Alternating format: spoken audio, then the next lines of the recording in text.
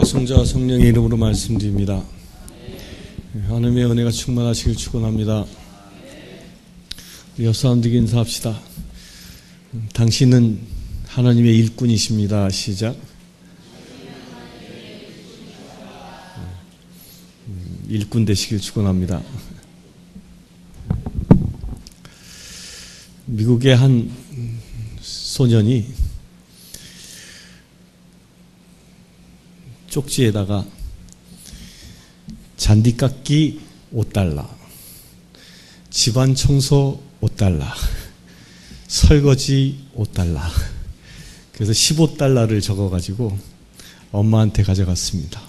엄마, 청구서입니다. 뜬 내민 거야. 엄마가 이렇게 보더니 씩 웃고 알았어. 그 청구서를 받아가지고 뒤에다가 내가 너를 10개월 동안 뱃속에서 키운 거 무료.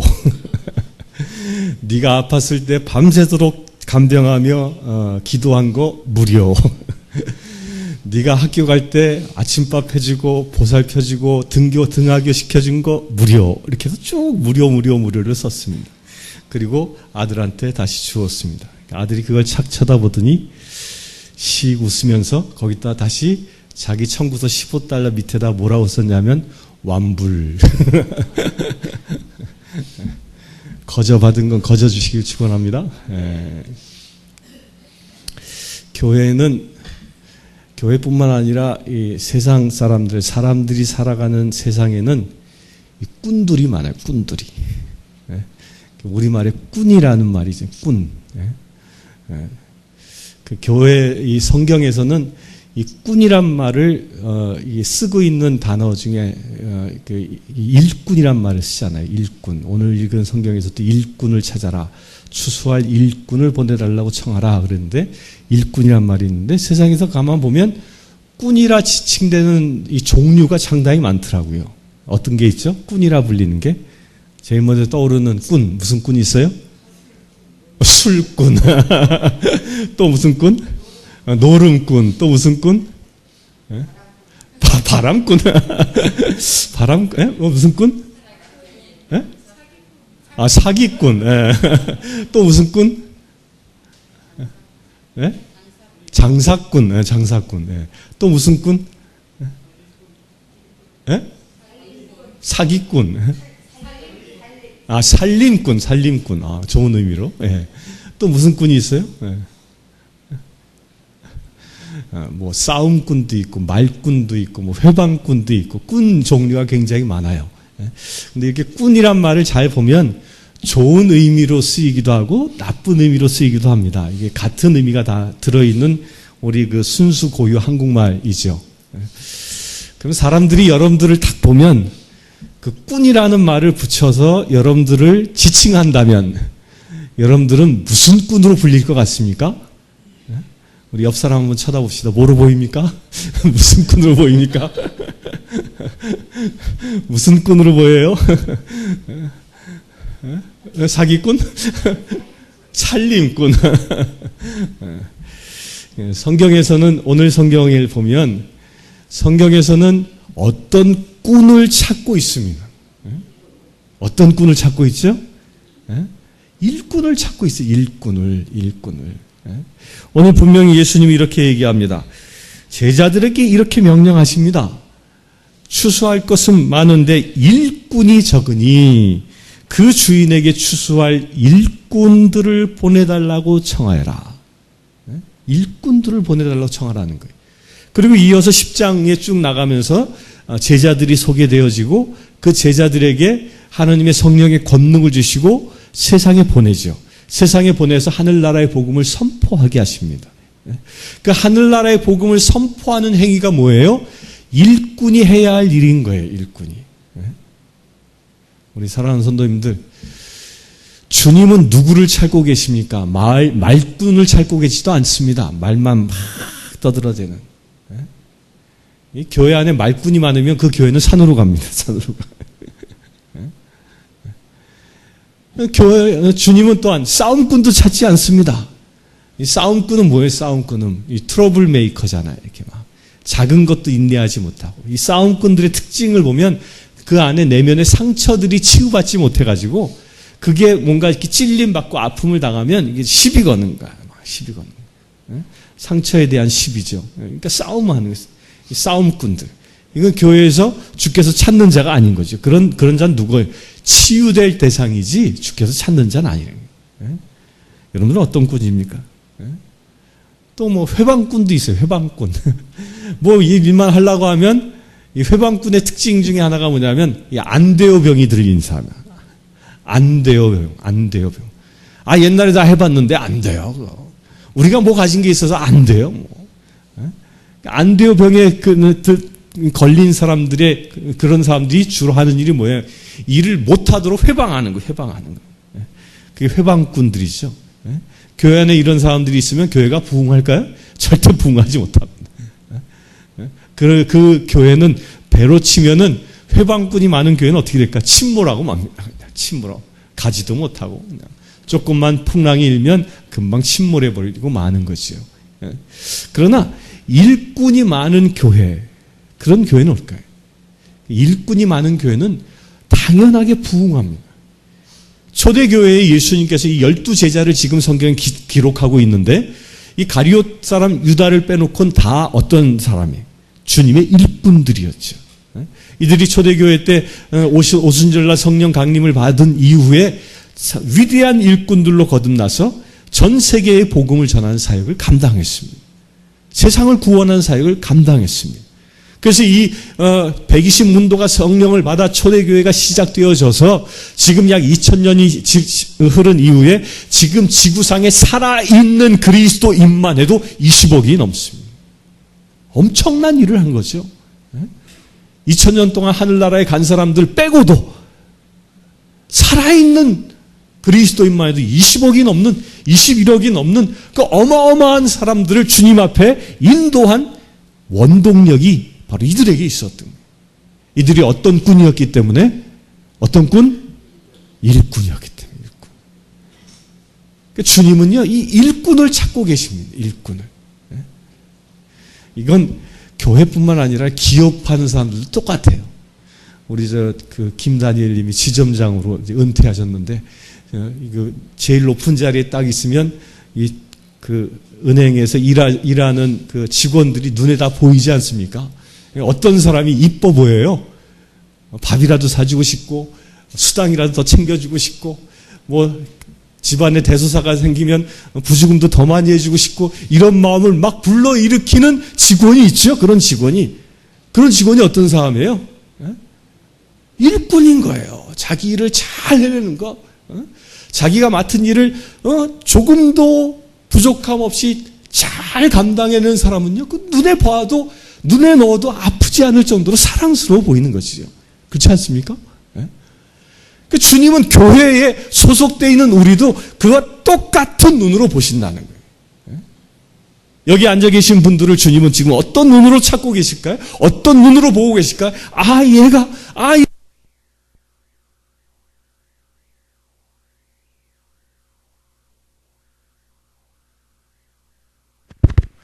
하늘나라의 일꾼인지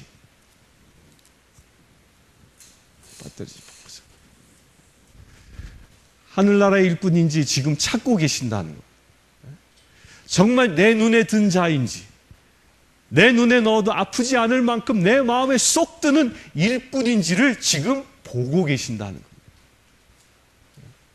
최소한 오늘 저와 함께 예배드리는 모든 이들은 주님의 눈에 드는 주의 일꾼 되시길 주의 이름으로 축원합니다. 그 주님의 일꾼이 되기 위하여 우리가 갖추어야 할 덕망은 그럼 무엇일까요? 무엇이 주님의 일꾼일까요? 오늘 읽은 로마서 5장 1절부터 8절에는 이 일꾼에 대한 덕망을 아주 자세하게 기록하고 있습니다. 다 함께 볼까요? 5장 1절에 이렇게 얘기합니다. 우리는 믿음으로 말미암아 믿음을 제일 먼저 강조합니다. 일꾼이 가져야 할, 교회의 일꾼이 가져야 할 가장 중요한 덕목이 뭐라고요? 믿음이라 하는 거예요. 믿음. 이 믿음은 어떤 믿음입니까? 예수 그리스도께서 나를 구원하셨고 예수 그리스도는 구원자이시고 예수 그리스도는 참 하나님이심을 온전히 믿는 삶. 온전히 믿는 자.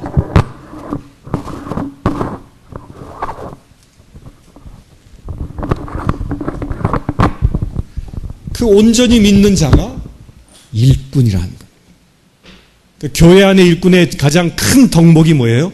믿음을 소유한 자라는 것입니다. 우리 사랑하는 성도님들, 우리 믿음 안에서 삽시다. 아멘. 아무도 안 하는 했어요? 믿음의 사람이 되시길 축원합니다. 믿음의 사람의 특징이 있죠. 믿음의 사람의 특징은 뭐예요? 오늘 말씀 이어서 이렇게 얘기합니다.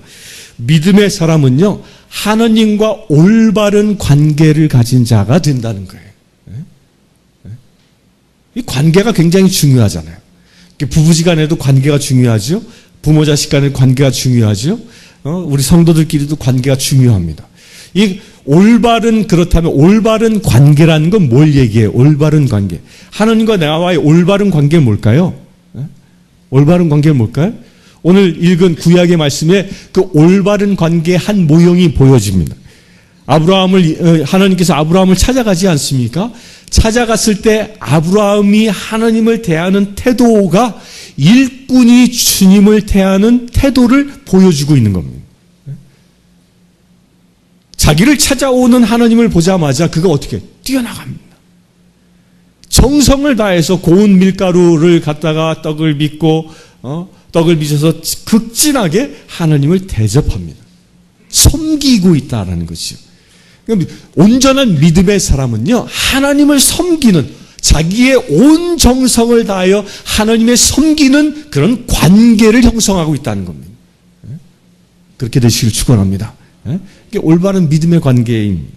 그렇게 우리가 하나님을 나의 온 마음을 다하여 섬길 때 주님은 우리에게 주시는 것이 있어요. 그게 뭐예요? 그게 축복인 거예요. 아브라함이 나이가 들어 더 이상 자식을 얻을 수 없는 그런 지경이 되었지만 지극정성으로 하나님을 섬기는 아브라함의 모습을 보시고 하나님은 그 가정을 축복하지 않습니까? 자식은 도저히 낳을 수 없는 지경에 이른 그 할머니 된 사라에게 그 태중에 생명을 잉태케 하는 기적의 축복을 주시지 않습니까? 이게 하나님과 나와의 관계인 거예요. 내가 하나님을 온전히 지극정성을 섬기면 하나님은 나를 축복해 주시는, 그래야 내가 뭐예요? 주님을 통하여 하나님과 온전한 평화 가운데 머무를 수 있는 그런 관계를 형성한다는 겁니다. 이게 일꾼이 가지고 있는 덕목입니다. 그렇게 되시길 축원합니다. 여러분들의 온 마음과 온 정성을 다하여 주님을 섬기시길 축원합니다. 그렇게 주님을 섬길 때 주시는 놀라운 은혜가 있어요. 은혜. 그걸 오늘 말씀 2절에 보면 은총을 누린다라고 얘기합니다. 그래서 일꾼들은요, 이 누리는 거와 의무를 다하여 쫓겨서 일하는 거와의 차이가 있어요. 억지로 하는 거와의 차이가 있죠. 여러분들, 우리 엄마들이 그 국수봉사를 하지 않습니까? 성당 청소도 하고 국수봉사도 한단 말이에요. 근데 그 국수봉사를 할 때 억지로 하는 사람의 사람의 심령과 정말 그것을 기쁨으로 누리며 하며 살아가는 사람의 심령의 차이는 엄청나게 다릅니다. 그건 봉사할 때 뭐야? 은총을, 내가 하는 일을 통하여 하나님의 축복이 나에게 임한다라는 것을 믿고 그것을 누리며 행하는 사람은 그 시간 자체가 뭐예요? 은혜를 누리는 시간인 거예요. 힘들고 어렵고 고통스러운 시간이 아니라 하나님을 섬길 수 있는 그 은혜의 자리에 내가 서 있다라는 그것을 누리는 자리인 거죠. 그 누리는 자는 힘들지 않습니다. 하나님께서 우리에게 주신 축복이 바로 여기입니다. 의무적으로 주의 일을 감당하는, 억지로 하는 자는요, 그 일꾼 아닙니다. 그건 일꾼이 아니라 그걸 뭐라고 성경은 얘기해요? 성경은 뭐라고 얘기할까요? 그걸 삭군이라고 얘기하는 거예요. 삭군. 억지로 하는 거, 억지로. 하지 못해서 억지로 하는 거. 그게 삭군인 거예요, 삭군. 그러나 참된 일꾼 된 자는요, 주님이 주신 나의 사명을 온전히 그 기쁨 안에, 은총 안에서 그것을 누리며 감당하는 거예요. 그래서 일꾼은 뭐 하는 자라고요? 하나님의 은혜를 누리며 사는 거예요. 누리며 사는 자. 누리며 살다 보니까 우리의 삶이 어떤 삶이 될까요? 일꾼의 삶은요, 누린다라는 말은 뭐예요? 행복을 취한다는 거잖아요. 행복을 취하는 것. 하나님의 은총을 누리는 자는 행복해진다는 것입니다. 아멘? 여러분들 행복하기를 원하십니까? 하나님의 은총을 누리시길 축원합니다. 누리는 거예요. 누리는 거. 여러분들 그걸 누리십니까? 뭐 차를 타고 가도요. 그걸 누리면 되는 거예요. 운전을 해도 누리면 되는 거예요. 일하러 어디 가기 위해서 운전한다고 생각하지 마시고 하나님께서 나를 저기에 여행 보낸다라고 생각하시면서 즐거운 마음으로 가면 그게 누리는 거죠. 그런 삶으로 바꾸시라는 거예요. 일꾼은 의무적으로 일을 하는 자가 아니라 자기의 주긴 사명을 그 은총을 누릴 수 있는 자가 일꾼이라는 거예요. 일꾼. 누리시길 축원합니다. 그래서 또 이어서 얘기합니다. 하느님의 영광에 참여할 희망을 안고 기뻐하고 있습니다. 일꾼이 뭐예요? 영광 가운데 있다라는 거예요. 영광 가운데. 누구의 영광 가운데 있다고 얘기하고 있어요? 하나님의 영광 가운데. 이 영광 가운데 있다라는 말이 뭐라고 제가 설명해 드렸습니까? 전에 영광이라는 말이 뭐예요? 영광. 찬란한 빛이에요. 그늘이 없는 빛이에요. 그 빛 가운데 들어간다는 거예요. 빛 가운데. 어떠한 어둠의 그늘도 범접치 못하는 그 영광 속에 들어가는 자가 일꾼이라는 거예요. 곧 일꾼은 그 안에 무엇이 없습니까? 그늘진 곳이 없어지는 자가 일꾼이라는 거예요. 이 사람들은 대부분의 사람들이 이 그늘들이 있어요. 그래서 사람들이 이런 얘기합니다. 하나님은 참 공평하시다 이런 얘기를 해요. 왜 이런 얘기 하는지 아세요? 부잣집에 가서 기도 제목을 쭉 들어보니까 거기는 내가 안고 있지 않은 또 다른 기도 제목들이 산적해 있는 거야. 나에겐 없는 것들이. 그런 걸 들으면 어느 순간 부잣집이 부러웠는데 어떤 마음이 딱 들어? 조금 삐뚤어진 사람은 참 고소하다 이런 생각이 들지 모르겠지만 신앙이 조금 있는 사람은 하나님은 참 공평하시다 그런단 말이에요. 공평한 게. 근데 왜 그럴까요? 왜 그럴까요? 왜 사람들은 각양각색의 처지에서 살아가면서 나름대로의 문제점들, 그늘들을 가지고 살아갈 수밖에 없을까요? 그 이유는 한 가지인 거예요. 하나님의 영광 가운데 머물지 않았기 때문에. 하나님의 영광 가운데 온전히 들어가지 않으니까 그 어느 영역들은 그들이 살아가고 있는 가정의 어느 영역은 그늘질 수밖에 없는 것입니다. 우리 사랑하는 성도님들, 여러분들을 묶고 있는 그늘, 그 어두운 그늘들이 있다면 이 시간 예수 그리스도의 이름으로 물리치기를 축원합니다. 그럴 수 있는 비밀이 뭐예요? 하나님 앞에 나아가는 거예요. 하나님 앞에. 그 하나님 앞에 드리는 겁니다.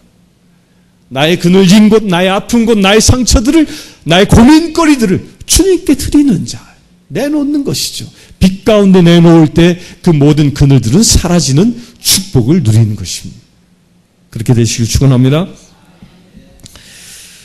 그렇게 우리가 영광 가운데 머무르게 되면서 얻는 또 다른 은혜가 있어요. 또 하나의 그 다음 단계의 은혜가 있어요. 그 다음 단계의 은혜를 성경은 뭐라고 해요?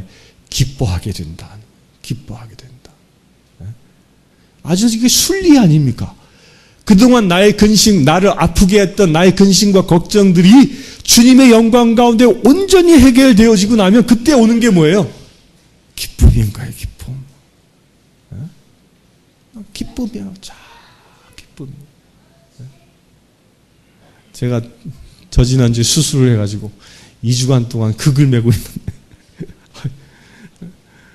힘들어요, 그냥. 근데 그 힘든데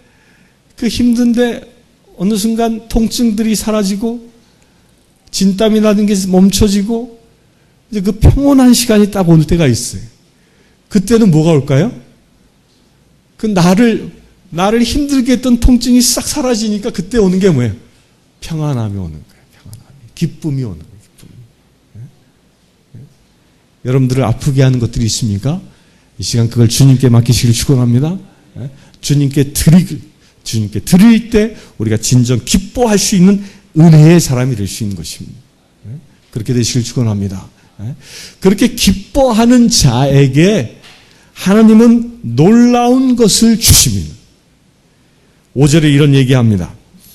그렇게 기뻐하는 자는 희망을 갖게 되고요. 희망이 있는 자에겐 성령께서 하나님의 사랑을 부어주신다. 희망이 있다라는 말은 뭘 얘기해요? 우리가 근심과 걱정들은 왜 할까요? 근심과 걱정 때문에 기뻐하지 못하잖아요. 염려 때문에 기뻐하지 못하잖아요. 왜 그럴까요? 희망이 없어서 그런 거예요. 제가 수술을 했는데 이 통증이 죽을 때까지 간다 그러면 제 삶이 절망인 거죠. 절망인 거예요. 그렇지 않겠어요? 그런데 시간이 지나면 낫는데 또 시간이 지나니까 낫는 게 내가 느껴져. 그러니까 무엇이 생겨요? 희망이 생기는 거예요. 희망이 생기니까 뭐야? 하나님께 더 의지하게 되는 거예요.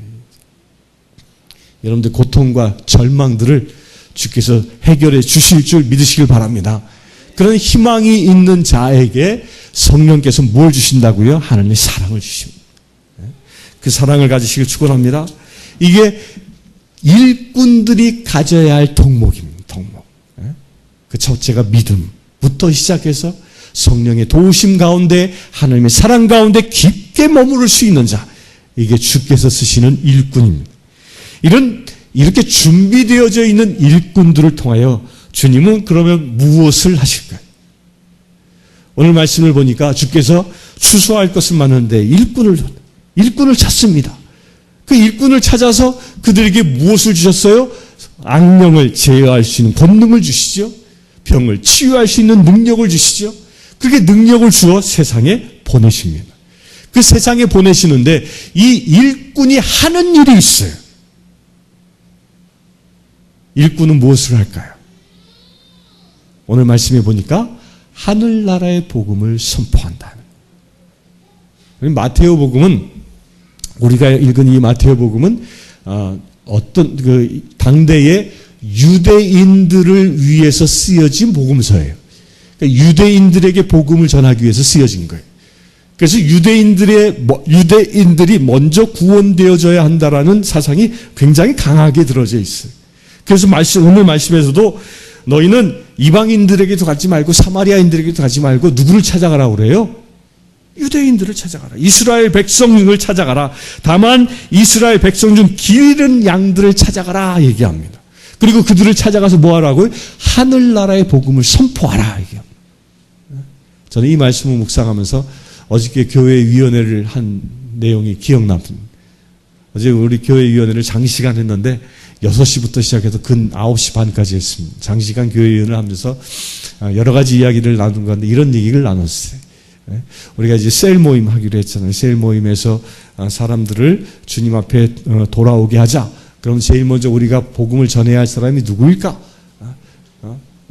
쭉 논의하다가 결론을 맺은 게 있는데 첫 번째, 우리 안에 길 잃은 양이 있다. 그 길 잃은 양이 누구일까? 제일 첫째, 가정 안에 우리 교회 성도들 가정 안에 한 식구들임에도 불구하고 주의를 지키지 못하는 가족이 있다면 그가 첫 번째 뭐예요? 길 잃은 양이다. 그래서 우리 교회위원회에서 향후 우위의 목표, 1단계 목표, 전 가족의 복음화. 전 가족의 복음화. 이게 1단계 목표다. 그걸 이루기 위해서는 어떻게 해야 할까? 가정 안에 예배가 살아야 한다. 기도가 살아야 한다라고 해서 이제 다음 주 주보부터는요. 주보의 뒷면에 무엇이 실리게 되냐면 일주일 동안 매일매일 가정에서 드릴 수 있는 가정 기도 예배 양식이 들어갑니다. 양식이.